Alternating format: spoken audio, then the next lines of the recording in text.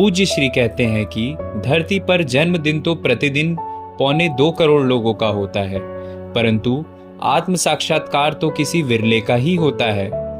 आत्म साक्षात्कार उस परम अवस्था को प्राप्त होना कहते हैं जिसके लिए यह अति दुर्लभ मानव तन प्राप्त हुआ है।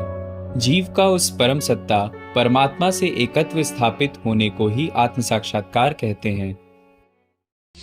देह सभी मिथ्या हुई, जगत हुआ निसार, हुआ आत्मा से तभी अपना साक्षात्कार।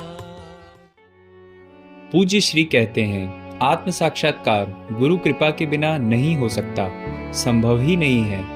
ना हम हंसकर सीखे ना रोकर सीखे, जो कुछ भी सीखे गुरु के होकर सीखे।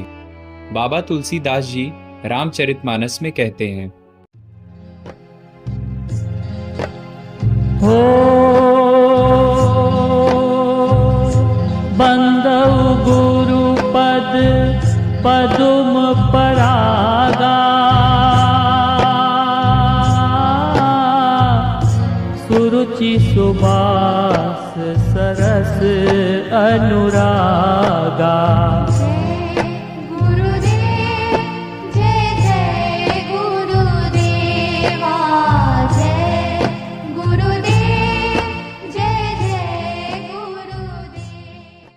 हमारे गुरुदेव दादू दीनदयाल जी की परंपरा से हैं।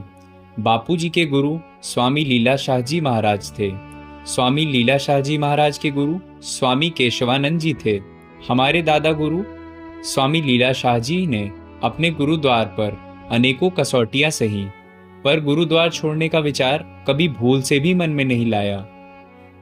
हमारे बापू जी में भी ईश्वर प्राप्ति की लगन इतनी तीव्र थी कि गुरुद्वार पर रहते हुए विभिन्न कसौटियों को सहन किया, जैसे पहाड़ी मिट्टी से बर्तन मांजते समय हाथों पर छाले पड़ जाते थे, परंतु पट्टी बांधकर भी उस सेवा को करते रहते, किसी को पता भी नहीं चलने देते।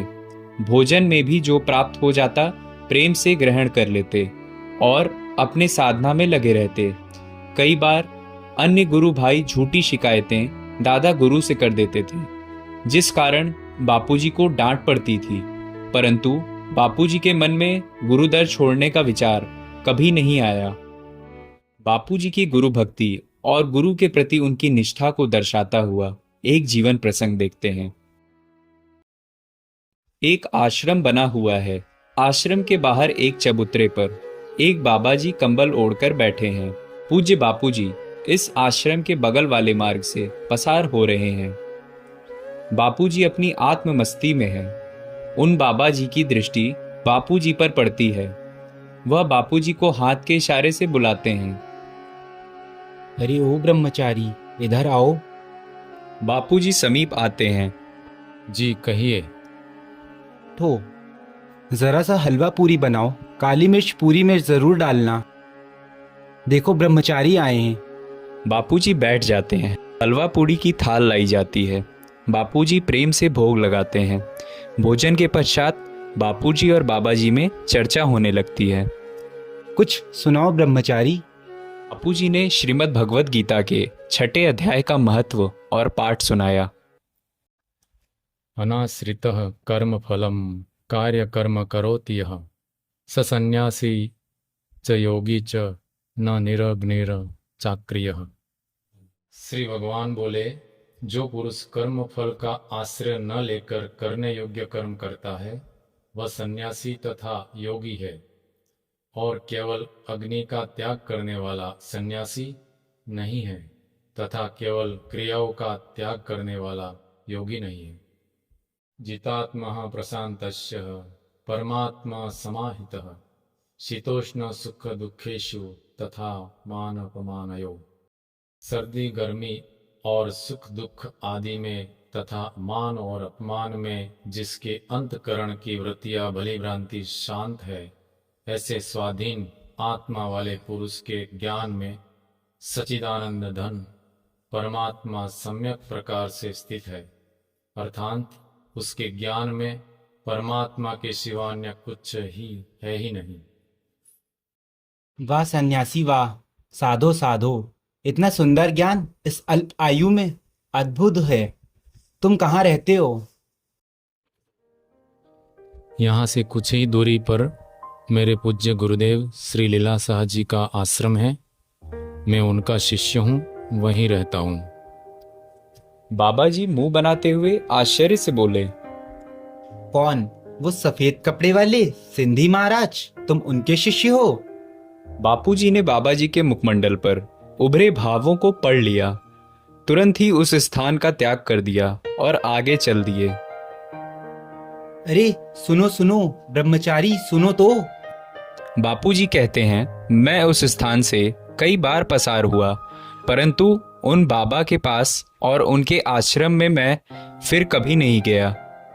इस घटना से स्पष्ट होता है कि बापूजी की अपने गुरुदेव में एक निष्ठ और अटूट निष्ठा थी, जिसे डिगाने का सामर्थ्य किसी में भी नहीं था। हम साधकों को भी इस प्रसंग से यह सीख लेनी चाहिए कि हमें भी किसी की भी बातों में नहीं आना है। अपनी श्रद्धा और गुरु भक्ति को गुरु के चरणों में अटूट बनाए रखना है। चलिए अब एक और लघु नाटिका देखते हैं और जानते हैं कैसे हमारे आजकल के साधकों की श्रद्धा अपने गुरु के प्रति डामाडोल हो जाती है और वह अन्य लोगों के झूठे छलावे में आ जाते हैं। एक परिवार में मोनिका बहन रहती हैं, जो अपने प्रतिदिन के कार्य करके सेवा करने के लिए रोज बापूजी के आश्रम चली जाती हैं। मोनिका अपनी सहेली को फोन करती हैं। अरे ओम आकांक्षा, मोड़ पर आ जाओ, तैयार हो गई हो ना? दोनों सहेलियां मिलती हैं। तभी मोहल्ले की दुकान पर कुर्सी पर बैठा पड़ोसी, नमस्ते बहन जी। हरिओम भाई साहब। और दोनों आश्रम चली जाती हैं। अगले दिन ही मोनिका बहन तैयार होकर आश्रम के लिए घर से निकलती हैं। मोनिका अपने पति से, मैं आश्रम जा रही हूँ। अरे क्या रोज रोज आश्रम चल देती हो? बापूजी तो है नहीं वहां पर, फिर भी रोज रोज जाना है। मोनिका अपनी सहेली को फोन करके बुलाती हैं। दोनों सहेलियां जैसे ही निकलती हैं, वैसे ही दुकान पर बैठा पड़ोसी देखता है। ओम भाई साहब। हरिओम हरिओम बहन जी। आप लोग रोज संत श्री आशाराम जी बापू आश्रम जाती हैं ना? साहब। अरे कल मैं जब दफ्तर से मेट्रो से आ रहा था तो मुझे एक आदमी मिला था। वह कह रहा था अगर आशाराम जी बापू के भक्त उनके पास आए तो वह आशाराम बापू जी को जेल से छुड़वा सकता है। सच में भाई साहब? कौन है वो जो हमारे बापूजी को छुड़वा सकता है? नाम तो उन्होंने अपना रमन बताया था। अरे रुकिए, उनका नंबर है मेरे पास, अभी मिलाता हूँ। हेलो रमन जी, आप बापू वालों के लिए कुछ बोल रहे थे ना? लीजिए बात कर लीजिए मोनिका बहन से। हरिओम भाई जी, क्या आप हमारे बापूजी को जेल से छुड़वा सकते हैं? हाँ बहन, वहाँ नाका बाजार में आप आकर मिलो, मैं बताता हूँ आपको। हाँ हाँ भाई, मैं और मेरी सहेली जरूर आएंगे आपसे मिलने। दोनों सहेलियां पड़ोसी के साथ रमन से मिलने जाती हैं। यही है रमन, आप लोग बात कर लीजिए, मैं जाता हूँ, मुझे देर हो रही है। क्यों भाई?